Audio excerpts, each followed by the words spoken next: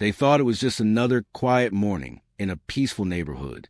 No one expected violence. No one expected fear. But in the blink of an eye, a routine day turned into a nightmare for a woman standing in her own driveway, attacked, humiliated, and powerless against those who claimed authority. What happened next would not only shock the street, but reveal a deeper truth about who we trust and who we fear. How far would you go to protect the ones you love when the law seems blind? But what started as a simple confrontation was about to spiral into something no one saw coming for years. They had lived quietly in a neighborhood that promised peace and respect. A modest corner lot, neat hedges, a double garage, nothing flashy, but it was theirs. Lena loved tending her garden, enjoying the mornings with sunlight spilling over the flowers, while her husband, a veteran, found comfort in the quiet rhythm of civilian life. They weren't looking for trouble, just a home where they could breathe, relax, and feel safe. But things had begun to shift. Subtle at first, suspicious glances, strange cars slowing down, neighbors whispering. Then came the notices, the surprise inspections, the men in polos patrolling lawns like self-appointed judges. Something about them didn't feel right. The calm they'd built for themselves was starting to crack, and neither of them realized just how quickly it could shatter. And on that morning, when the sunlight hit the driveway just so, what awaited Lena would turn everything they knew about safety, trust, and authority upside down. Little did they know, the quiet neighborhood they loved was about to become a battlefield they never asked for. The morning had started like any other. Lena stepped out onto the driveway, watering can in hand, sunlight glinting off the freshly trimmed hedges. But the air felt different, heavier, charged. Across the street, the familiar hum of suburban life seemed distant, muted, as three men in matching polos appeared. HOA enforcers, or at least that's what they called themselves. They moved with an arrogance that made every hair on the back of her neck stand on end at first. It was small things, a clipboard wave in her face, questions about hanging baskets, a tone that suggested compliance wasn't optional. Lena tried to explain, her voice calm, patient. But patience was met with hostility. One of them stepped closer than necessary. Another gestured toward the mailbox as if it were a crime scene. The tension crackled, silent but undeniable. Then it escalated.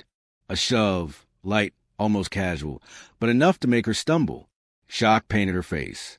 The fear was immediate and raw, a jolt of panic that rippled through her.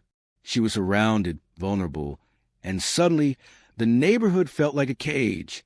The men laughed, condescending, oblivious of the wrong they were committing in broad daylight. Each gesture, each smirk hammered home the message. Here, your voice doesn't matter. Inside, he was watching, trying to finish a Zoom call. But the moment he saw her flinch, something in his chest clenched. Years of training, of combat, of protecting comrades and family, surged back, not as a memory, but as instinct. Calm, precise, purposeful. He left the call, dropped his phone, and stepped onto the porch. Every muscle alert, every movement deliberate. This wasn't a confrontation of words. It was a test of boundaries, and someone had crossed a line that would not be ignored. One of the men barked a warning, trying to assert authority. They didn't know him, didn't understand what they just stirred. The air between them thickened with unspoken challenge. With each passing second, the crowding tension grew, the threat more immediate. The enforcers weren't prepared for what came next. The quiet, controlled, relentless focus of a man who had faced far worse than neighborhood bullies. And just as it seemed the situation might spiral completely out of control, something shifted. Lena's eyes widened, a mix of fear and realization. The men, 2 confident moments ago, hesitated. That pause was all it took to change everything. The calm before a storm that no one on that driveway could have anticipated. The question now loomed. When civility fails, how far would a person go to defend their family, their dignity, and the life they built? What came next would turn a quiet suburban street into a battlefield, and there was no turning back. Time seemed to stretch and compress all at once. One shove had spiraled into chaos. Lena's heart pounded as fear and anger collided. The 3 men circled, confident in their authority, blind to the storm they had awakened. He stepped forward, each movement measured, eyes locked on the aggressors. calm on the surface, but beneath it burned a controlled fury, a refusal to let his wife or his home be violated. The first man lunged, clipboard raised, trying to assert dominance. In an instant, it was gone from his hands, his posture crumpling under the unexpected force. Shock painted their faces. Confidence faltered. The second man squared up, chest out, ego ready to clash. But one precise strike ended that illusion. He fell, stunned, the reality of underestimating a trained veteran hitting him like a wall. The third swung. Desperation etched across his features. Reflexes honed through years of combat kicked in. A pivot, a knee, and he hit the ground gasping, the fight drained from him. Lena screamed, not in fear, but in warning, as adrenaline surged through the small circle that had once been her sanctuary. For a moment, silence reclaimed the driveway, broken only by shallow breaths and the distant hum of neighborhood life oblivious to the storm unfolding in its midst. Phones appeared. Someone called the police. And then came the weight of accountability. Officer Yanowitz, a figure from another life, arrived with eyes wide, taking the scene.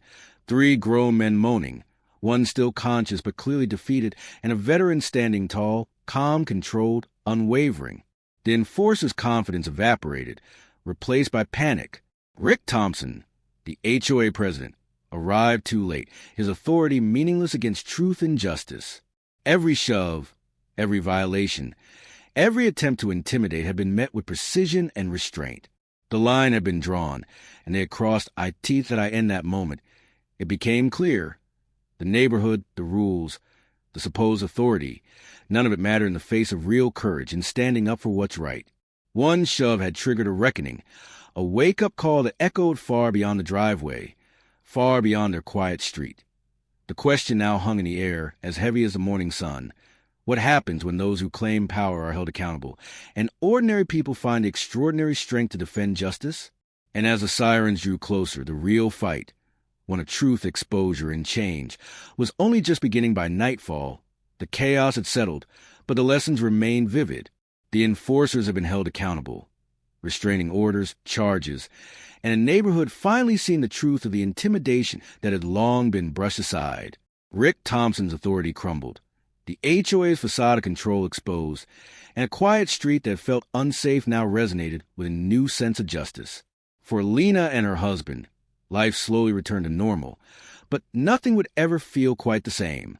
They had faced fear, humiliation, and aggression on their own property, and survived not through luck, but through courage, skill, and a refusal to stay silent. Their experience was a stark reminder. Even in places that promise civility, injustice can lurk, often hidden behind rules, uniforms, or polite smiles. The story spread beyond their driveway, sparking conversations about harassment, authority, and the subtle yet powerful forms of racial and social injustice that continue to affect everyday lives. It reminded people that vigilance, courage, and standing up for loved ones matter, and that silence only empowers those who abuse power. In the quiet after the storm, sipping tea on their porch, the veteran looked at Lena and reflected on what had changed. Not the house, not the street, but the understanding that peace is not given. It's defended. The question lingers. In a world where authority can so easily be misused, how far would you go to protect what's yours? And who will stand with you when the rules fail? This wasn't just a confrontation on a driveway. It was a confrontation with fear, injustice, and complacency itself. And the answer is up to all of us.